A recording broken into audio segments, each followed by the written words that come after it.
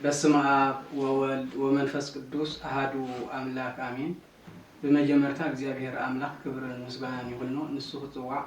ሳሌት ርሳ አዲና ቅድስት ድንግል ማርያም ካ ክብሪ ግባይሞ ዝኸበረትን ዝተመስገነት ነው ሁሉም ቅዱሳን መላእክት እግዚአብሔር አምላክ ጻድቃን ሰማዕታት አክቢርዎም ይሞ ዝኸበሩን ዝተመስገነን ይሁኑ። ካብዚ ብመጻል አመላዕ ዓለም ከምኩም ነዚ ታወት ዘዶር መንፈሳዊ ቻነል ተከታተሉ ዘለኹም ከመይ ያለኹም ለማዓንቱን ከምቲ ቃልና ካባኹም ዝመፀ ናባኹም ዝምለስ ሕቶ ሒዝና መፂና ኣለና። ነዚ ሕቶ እዚ ዝምልሱና ሊቀ ብርሃናት ኣበይ ቀሺ ተክለወይኒ እዮም ክኾኑ ቀዳመይቲ ሕቶና እትኸውን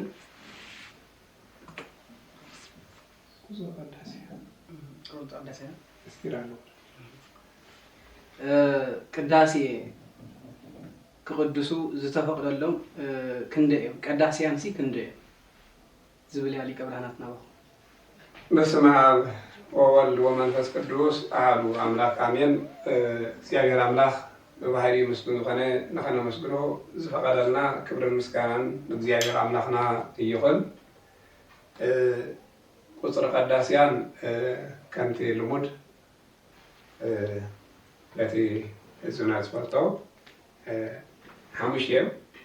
ቅድሞ ግን ኣቋሪፀኩም ዳመር ቅዳሴ እንታይ ማለት እዩ ግልፅ ኣቢልኩም ትታሓል?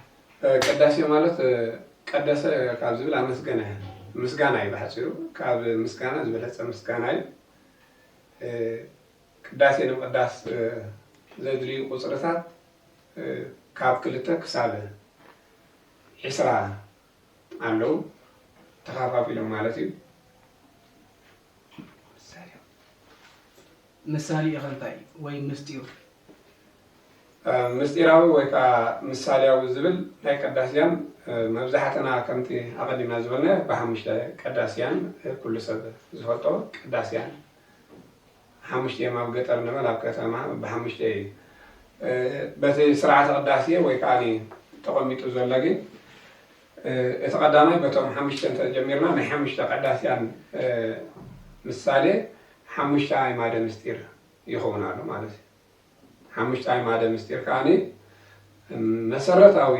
ናይ እምነት ተባሂሎም ወይ ከዓ ኣማን ዝበሃል ነዞም ነገራት እዚኦም ዝፈፅም ምስጢረ ስላሴ፣ ምስጢረ ስጋዌ፣ ምስጢረ ቁርባን፣ ምስጢረ ትንሳኤ ሙታን፣ ምስጢረ ጥምቀት ዝብሉ እዚኣቶም እዮም። ስለዚ እዚኦም ከዓ መሰረታዊ በሪ ናይ ኣፍ ደገ እዮም ዝኾኑ ዘለዉ። ምክንያቱ ናብ ሓደ ኣፍ ደገ ንምእታው ናብ ሓደ ገዛ ንምእታው መጀመርታ ክትረክቦ ዘለካ ናይቲ ኣፍ በሪ እዩ መእተው ናይቲ ገዛ እዩ። ስለዚ ናይ እምነት መሰረት እዚኦም እዮም ተቐሚጦም ዘለዉ። ምክንያቱ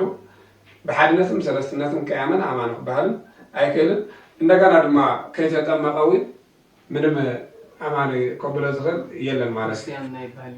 ዝኣመነ ዝተጠመቀን ክድሕን እዩ ዝብል ማርቆስ ወንጌል ምዕራፍ 16 ስለ ዘሎ ስለዚ ነዞም ሓሙሽተ ምስጢራት ቤተክርስትያን ስጋዊ ደሞ ከዓ ዘለኣለማዊ ሂወት እዩ። ምስጢረ ስጋዊ ከዓኒ ኢየሱስ ክርስቶስ ቅድሚ ዳህራዊ ልደቱ ቀዳማዊ ልደቱ ስጋ ምስ ለበሰ ምክንያቱ ቃል ስጋ ኮይኑ እንተይሉ ከም ዝተዋሃደ ቃል ስጋ ኮይኑ ከም ተዋሃደ ፍጹም ሰብ ፍጹም ኣምላክ ምዃኑ እዚ መሰረታዊ እምነት ምስጢረ ትንሳኤ ሙታን ተስፋ እዩ። ምክንያቱ ተስፋ መንግስተ ሰማያት ዘለና ምስጢረ ትንሳኤ ሙታን እዩ። ሙታን ተንስዮም ካብ መቃብር ዳግማይ መንግስተ ሰማያት ከኣትዉ የሚሉ እዚ ተስፋ ይበሃል። ምክንያቱ ዘይራኸ ተስፋ ዝመፅእ ዘሎ ተስፋ እዩ። ስለዚ እዚኣቶም እቶም ሓሙሽተ በዚኦም ዝምሰሉ ማለት እዩ። ካብ ቀፂልና ናይ 2 ቀዳስያን ኣለው። 2 ቀዳስያን ከዓኒ ናይ ምንታይ ምሳሌያዊ ወይ ናይ ምንታይ ምስጢራዊ ዝሓዙ እዮም እንተይልና ከዓኒ ናይ ትስብእትን ናይ መለኮትን ትስብእቲ ምስ መለኮት ከም ተዋሃደ መለኮት ምስ ትስብእቲ ሓደ ኣካል ከም ዝኾነ ስለዚ 2 ቀዳስያን ክኣትዉ ከለዉ ሓደ ዲያቆን ሓደ ካህን ኮይኖም ቅዳሴ ክኣትዉ ከለዉ ልክዕ ናይ ምንታይ ምሳሌ ኮይኖም ኣትዮም ኣለው? ትስብእትና መለኮት ምሳሌያዊ ምስጢራዊ ስኣቶም እዮም። እቲ ሳልሳይ ናይ ሓድነት ዝገልፅ ማለት እዩ። ምክንያቱ ትስብእቲ መለኮት ተይልና ኣብ ስጋን ኣብ መለኮትን ዘሎ ሓድነት ማለት እዩ። ተዋህዶ ማለት ተዋህዶ ምስጢረ ተዋህዶ ይመፅእ። ስለዚ ቃል ምስ ስጋ ተዋሂዱ حدا أكل يوحنس ونجيل معرف حدا قريس وزلو كفت أكل حدا أكل بقى بزي مسرت زي زقلتي أتي سالس هاي سلسة كندي عينت قداسيان ألون تينا حمشت قداسيان كلت قداسيان سلسة قداسيان عسرت سلسة قداسيان إسران أربعة قداسيان زيهم يمزلون كندي عينت انتينا حمشت قداسيان كلت قداسيان سلسة قداسيان عسرت سلسة قداسيان إسران أربعة قداسيان زيهم ناي قداسيان تقوميتهم زلون مسالياوي مستيراوي لحظي مسالياوي انتينا خاني نابنس سلسة قداسيان ناي سلسة سلاسي يقلت مالتيو حادنت سلسنت أب حادنتو كالاي أب سلسنتو رابعي رباعي منتاوي ديبلو بحادنتن بسلسنتن اندات مسجنة زنبر زياجر عملاق ومخان بزي سلسة قداسيان كاتوغلو مسالي كوينم ويكا مستيراوي ناي أجار سالم سلاسي كوينم أكيد مالو عسرت سلسة قداسيان كه ناي من تاي مثالي من تينا سمع عسرت غلطة ناي من يقول لو ناي عسرت غلطة وريه عسرت سلسة تحرقان ناي من ويتا مش عسرت غلطة وريه كوينو مستيرة قربان كم السرعة بزي مهنيات دما مستيرة قربان بيت كريستيان زكاة عسرت سلسة بناي ويتا مثالي ناي هوريات مثالي زينا برا كوينو كأتو قدسو يخليهم إثناء مسالي وين معلوم على تيابزي حجي مسالي وناي هواريات ناي هواريات المسالي عسرت غلطة عسر سلسة قداسيان تخوينهم ناي من المسالي متينا ناي هواريات المسالي ناي ويتا مسالي كوينهم عتيو معلوم ناي مودعتا إسران أربعة قداسيان كاني ناي إسران أربعة كانت السماية إذا كان أبرأ يوحنس معرف أربعة فقل شو منته إذا بعسران أربعة كهنات السماء نجيا جراملا قدس نابلو كم زم مسكنوا قداسي مالت عمسكنهم خان بزي مسكنا كم زغربو ينقر بحدا خان جينا يقدسني من أربعة أو أوروبا هجرة حدا خان كويني يقدس يقولنا نقر جيم بحدا خان بدك يكون أبغى هو حدا خان جيم بتركب بسرعة متكريستيان يتعمده حدا يتعمده حدا دياقن حدا خان خون اللون دابر حدا بوينو يتعمده نزلو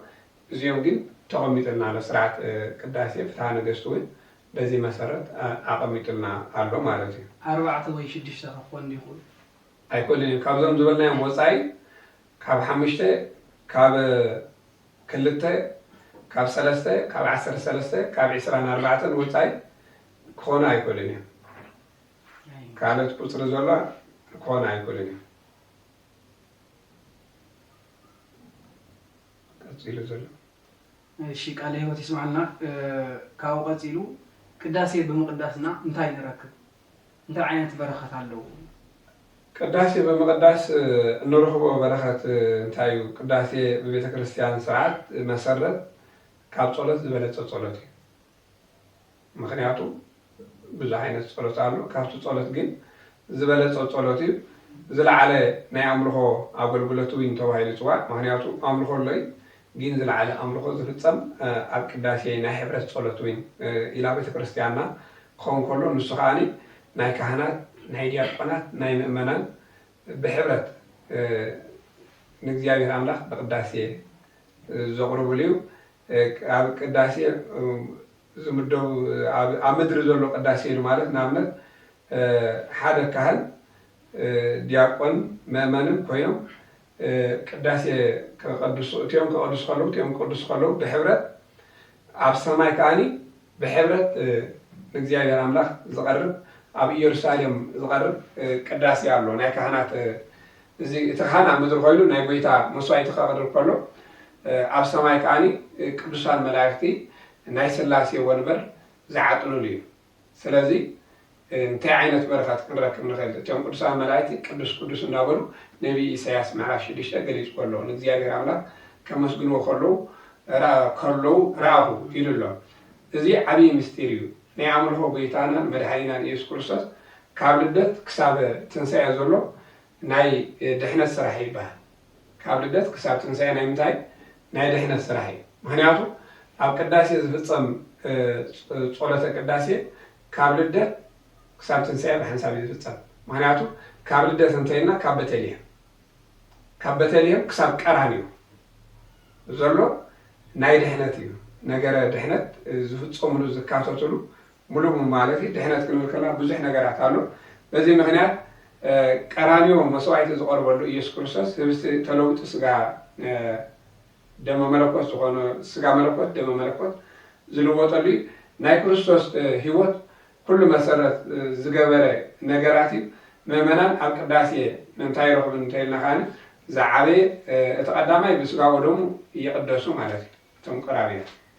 እቶም ካልኣይ ካኒ ብሕብረት ጸሎት ናብ እግዚአብሔር ኣምላኽ ቅዳሴ ፍጹም ጸሎት ስለ ዝኾነ ናይ ሕብረት ስለ ዝኾነ ዓብይ በረኸትን ዓብይ ጸጋን ኣብ ቅዳሴያን እውን ይረኽቡ ማለት እዩ ኣብ ቅዳሴ ንረኽቦ በረኸት እንታይ እንተይልና ዓብይ በረኸትን ዓብይ ጸጋን ፍሉይ ነገር ጸሎት ካብ ጸሎት ዝበለጸ ጸሎት ስለ ዝኾነ ዓብይ በረኸትን ዓብይ ጸጋን ምእመናን ይካፈሉ ማለት እዩ ቆራብያንና ኣብ ቅዳሴያን ብሙሉኦም ብሓባር ዲያቆናት ካህናት ዲያቆናት እሺ ቃልይ ወይ ይስማዓልና ኣብ ቅዳሴ ሓደ ሰብ ተሳቲፉ ዓብይ ጸጋ ዓብይ በረኸት ዓብይ ምሕረት ዓብይ ሰላም ይረክብ ኢልኩና ቃልይ ወት ይስማዓልና ካብኡ ብምቕጻል ክንደይ ዓይነት መስዋዕት ኣሎ ቅዳሴ ቅደስ ከሎ መብዛሕቱ ሕብረተሰብና ስጋው ደሙ ቅዳሴ ተተባሂሉ ስጋው ደሙ ምእመናን ኩሉ ሰብ ማለት እዩ ስጋው ደሙ ኢሉ ዝገልጾ ከምቲ ኣቐዲምና ዝበልና ቅዳሴ እንተይልና ሓሙሽተ ክልተ ከም ዝቅድሱ ሰለስተ ከም ዝቅድሱ 13 ከም ዝቅድሱ 24 ከም ዝቅድሱ ብዙሕ እውቀት የለን ኣብ ቅዳሴ እንዲህ ዓይነት መስዋዕት ይቀርብ እንተይልና ካኒ እቲ ቀዳማይ እቲ ኣማኒ ህዝቢ ዝፈልጦ ስጋው ደሙ መስዋዕት እዩ ካልእ መስዋዕት ብጨካ ስጋው ደሙ የለን እዩ ዝብል ነገር ግን ሓሙሽተ ዓይነት መስዋዕት ኣለዉ ማለት እዩ ኣብ ቅዳሴ ግዜ ክንደይ ዓይነት መስዋዕት ኣለዉ ሓሙሽተ ዓይነት ኣለዉ ምክንያቱ ክርስቲያን ንፈጣሪው ዘቕርቦ ሓሙሽተ ዓይነት መስዋዕት መንፈሳዊ ቁሳዊ መስዋዕት ተባሂሎም እዚኣቶም ከዓኒ ኣብ ቅዳሴ ዝቐርቡ እዮም ኢሎም መነመን እዮም እዞም ናይ መስዋዕቲ ናይ በረኸት ኢልና ንፅውዖም ናይ መጀመርታ ዋና ቁርባን መስዋዕቲ ተባሂሉ ዝፅዋዕ እቲ ቀዳማይ ብርግፅ ከምቲ ዝገለፅናዮ ህብስቲ ወይኒ ናብ ህብስቲ ምቕያር ማለት እዩ ስጋው ደሙ ማለት እዩ ብሓፂሩ ወይንና ስርና ያለው እዚኣቶም ከዓኒ ወይኒ ናብ ደም ተቐይሩ ህብስቲ ከዓኒ ናብ ስጋ መለኮት ምቕያር እቲ ቀዳማይ መስዋዕቲ እዚ ማለት እዩ ቀዳማይ መስዋዕቲ ተባሂሉ ዝፅዋዕ እሱ እዩ እዚ ከዓኒ ናይ ኣምልኾ ማእኸል ዝገበረ ናይ ኣምልኾ እንታይ ዝገበረ ደማእኸል እዩ በቃ ማእኸላዊ ምክንያቱ ነቶም ካልኦት ዘለዉ መስዋዕቲ ማእኸሎም ንሱ እዩ ማእኸላዊ ኣምልኾ ተባሂሉ ኣብቲ ቅዳሴ ሃልዮም ንሳቶም ዝፍፅሙ በቃ ንሱ ተዘይሃልዩ እቶም ካልኦት መስዋዕቲ ክበሃሉ ኣይክእሉን እዮም ንሱ ብምህላው ስጋው ደሙ ብምህላው መስዋዕቲ ኮይኖም ክቐርቡ ይኽእሉ እዮም ብገዛ ርእሶም ግን ኣይኮኑን እዮም እሱ ብምህላው ግን ማእኸላዊ ገይሩ የቕርቦም እቲ ቀዳማይ ንሱ እዩ እቲ ካልኣይ ናይ ከንፈር መስዋዕቲ ዝበሃል ኣሎ ናይ ከንፈር መስዋዕቲ ማለት ካህን ዲያቆን ብሓድነት ምስ ምእመናን ማለት እዩ ብምቅብባል ንናይ እግዚኣብሔር ምስጋና ዘቕርብሉ ናይ ከንፈር ናይ ኣምላኽ ዘቕርብሉ ጸሎት ዜማ ማለት እዩ ብሓፂሩ ዜማ ቅዳሴ ተሰጥዎ ምእመናን ተሰጥዎ እንዳተቐበሉ በዚ ምክንያት እዚ ናይ ከንፈር መስዋዕቲ ተባሂሉ ይፅዋዕ ኣብ ቅዳሴ ዝግበር ኢሉ መስዋዕቲ እዩ ምክንያቱ ቅዳሴ ክትቀድስ ከለካ ተሳትፎ ኣሎ ከንፈር ይሳተፍ ማለት እዩ ስለዚ መስዋዕቲ እዩ ንሱ ማለት ንኣብነት ሕጂ ካህን ሰላም ለኩልኩም ተይሉ ምስለ መንፈስከ ዲያቆን ተስእ ኢሉ ከምኡ ማለት እዩ ዲያቆን ተስእ ክብል ከሎ እግዚኦ ተሳሃለኒ ናይ ህዝቢ ሰላም ለኩልኩም ክብል ከሎ ምስለ መንፈስከ ናይ መን ይኸውን ኣሎ ናይ ህዝቢ ዋህዳ ቅዱስ ክብል ከሎ ህዝቢ ከዓኒ ብኣማን ኣብ ቅዱስ ኢሎም ከዓኒ ተሰጥዎ ይቕበሉ ክሳብ መወዳእታ ዘሎ እዚ ናይ ከንፈር መስዋዕቲ ኣሎ ስለዚ ካልኣይ መስዋዕቲ መን ኮይኑ ኣሎ ናይ ከንፈር መስዋዕቲ እቲ ሳልሳይ ናይ መብራህቲ መስዋዕቲ እዩ ናይ መብራህቲ መስዋዕቲ ማለት ቅዳሴ ቅደስ ከሎ ብሕጊ ስርዓት ቅዳሴ ኣብ ናይ መጀመርታ ቀኖና ዘሎ ቅዳሴ ወይ ከዓ ፍትሐ ነገሥቲ ተቐሚጥልና ዘሎ መብራህቲ ክበርህ ከም ዘለዎ ክንደይ ዓይነት መብራህቲ ክበርህ ከም ዘለዎ ገሊጹ ኣሎ። 3 ዓይነት መብራህቲ ዋላ ልጭ ተሃሉ ኣይተሃሉ ይሱ ግዴታ እዩ እቲ መብራህቲ ይሱ እቲ ጥዋፍ ንሱ ግዴታ ሽምዓ ጥዋፍ ሰብ ኩሎም ናይቲ እዚኣቶም ናይ መብራህቲ መስዋዕቲ ኢልዎም ኣሎ። ኣብ ቅዳሴ ግዜ ዝበርሁ መብራህቲ እዮም ኢልዎም። ስለዚ ጥዋፍ ክኸውን ይኽእል ሽምዓ ክኸውን ይኽእል። እዚ ከዓኒ ናይ ጎይታናን መድሓኒናን ኢየሱስ ክርስቶስ ምሳሌ ኮይኑ ቀሪቡሎ ንሱ ከዓ ነዚ ዓለም እዚኣ ጨሊማ ዝነበረት ብርሃን ዝኾነላ ኣብ ፀልማት ዝነብር ህዝቢ ዓብዪ ብርሃን እንታይ ገበረ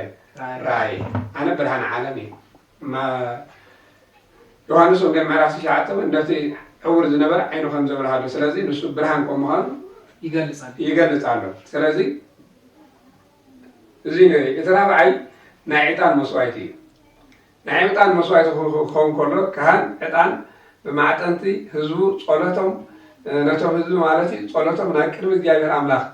ክቐርበሎም ምስቲ ናይቲ ዕጣን ናብ ልዕሊ እግዚኣብሔር ኣምላኽ ናብ ወንበር እግዚኣብሔር ኣምላኽ ንኽቐርብ ዝግበር ንሱ ናይ ዕጣን መስዋዕቲ ኢልዎ እቲ ራብዓይ መስዋዕቲ። ስለዚ ከምታ ቀዲምና ዝገለጽናዮ ኣብ ራእይ ዮሃንስ ምዕራፍ 4 ቁፅሪ 8 ዘሎ እቶም 24 ካህናተ ሰማይ ንእግዚኣብሔር ኣምላኽ ብማዕጠንቲ ገሮም ምስጋና ናብ እግዚኣብሔር ኣምላኽ ዘቕርብሉ እዮም። ስለዚ ናይ ህዝቢ ጸሎት ናይ ብምሉእ ማለት ብናይ ዕጣን ገሩ ናብ እግዚኣብሔር ኣምላኽ ዝቐርብ መስዋዕቲ ተባሂሉ ይፅዋዕ። ዕጣን ንባዕሉ መስዋዕቲ እዩ። ጸሎት ስለዝኣርግ ማለት ወጸሎት ዕጣን ተኾይኑ ነገር ግን ካብቲ ራብዓይ መስዋዕቲ ተባሂሉ ዝፅዋዕ ንሱ እዩ። ናይ መወዳእታ ናይ ስምነት መስዋዕቲ እዩ። ናይ ስምነት መስዋዕቲ ክንብል ከለና ክኸውን ከሎ ኣብ ቅዳሴ ደው ኢልካ ምቕዳስ ኮፍ ምባል ኣይፍቀድን እዩ። ቅዳሴ ግዜ ብጀካ ሕሙም ተዘይኮይኑ ኮፍ ንምባል ዝፍቀዶም ኣካላት የለን። ደው ኢልካ ዝቅደስ ቅዳሴ እዩ። ብደውካ እንድሕር ኮይኑካ ናይ ስግነት መስዋዕቲ ስግነትካ ንመስዋዕቲ ኣዳሊኻ ኢኻ ስጉዱ ኣብ ዝበሃለሉ ግዜ ክልተ ግዜ ትሰግድ ዲያቆን ስጉዱ ክብል ከሎ ትሰግድ ካብኡ ሓሊፍካ ግን ብዙሕ ነገር መስዋዕቲ ተቕርበሎም ኣሎ። እዚ ከዓ እንታይ እንተኢልና ኻኒ ስግነትካ ካብ ኣብ ፀጊዕካ ዘሎ ምዝራብ ዝኾነ ግላዊ ዘረባ ይኹን ሕሽኽሽኽታ ይኹን ዝኾነ ይኹን ቀለም ብጀካ ቅዳሴ ካልእ ክትዛረብ ኣይፍቀድን እዩ። ስለዚ ሰባት ናብ ቅዳሴ ክመፁ ከለዉ መጀመርታ መስዋዕቲ ስግነቶም ገይሮም ከቕርቡ ኣለዎም። ሕሊናዊ ናብ ካልእ ነገር ከይከይድ ምክንያቱ ኣብቲ ግዜ እቲ እንዳተቐደሰ ከሎ ሕሊኖም ናብ ካልእ ነገር ናብ ካልእ ሓሳብ ናብ ናይ ዓለም ንኸይከይድ ነታ ነፍሶም ንስግነቶም ኣውፍዮም መስዋዕቲ ገይሮም ናብ እግዚኣብሔር ኣምላኽ ኣረኪቦም በቃ ንሓደ ዕላማ ሰብ ስግነቱ መስዋዕቲ ገይሩ የቕርብ እዩ ንዝሓሰቡ ዕላማ ቅዳሴ ቅደስ ከሎ ኻኒ ልክዕ ስግነትካ መስዋዕቲ ጌርካ ምቕራብ እንታይ እንተኢልና ኻኒ ካብ ዝኾነ ነገር ሕሊናዊ ሓሳብ ስጋዊ ሓሳብ ከልኪልካ እዚ ከዓኒ እዚኦም 5 መስዋዕቲ ተባሂሎም ተፀዊዖም ኣለዉ። ነፍሲ ወከፍ ንገዛእ ርእሱ ገትዩ ሙሉእ ብምሉእ ንእግዚኣብሔር ኣምላኽ ዘለዎ ነገር ኣውፍዩ በዚ ነገራት እዚኣቶም ኣብ ናይ ቅዳሴ ሕፅር ዝበሉ ማለት እዩ 5 ዓይነት መስዋዕቲ ከም ዘለዉ ስርዓተ ቅዳሴ ቤተክርስትያንና ይነግረና። እቲ መብዛሕትኡ ከም ልሙድ ዝፈልጦ ህዝቢ ግን ስጋዊ ወደሙ ኣብ ግዜ ቅዳሴ ካልእ መስዋዕቲ ከም ዘየለ ስጋዊ ወደሙ ማእከላዊ ዘማእኽሎም እቶም 5 ዝበልናዮም መስዋዕቲ ክኾኑ ዝኽእሉ ስለ ቃሉ እግዚኣብሔር ኣምላኽ ዝኸበረን ዝተመስገነ እዩ። ካልእ ሂወት የስማዓልና ኣብ ቅዳሴ 5 ዓይነት መስዋዕቲ ከም ዘሎ ገሊፅኩምልና ብፍላይ ከዓ ናይ ጎይታናን መድሓኒናን ኢየሱስ ክርስቶስ ስጋን ደምን ማእከላዊ ከም ዝኾነ ካልእ እውን ሓደ ሰብ ሰብነቱ ዓይኑ እዝኑ ዝተፈላለየ ናብ እግዚኣብሔር ኣምላኽ ኣብኡ ክከላኸል ከሎ መስዋዕቲ ከም ዝኾነ ገሊፅኩምልና ካልእ ሂወት የስማዓልና። ሎማዓንቲ ዝነበረና ፕሮግራም ኣብዚ ወዲእና ኣለና። ስብሐት ለእግዚአብሔር ልዑል ወለወላዲቱ ድንግል ወለመስቀሉ ክቡር አሜን።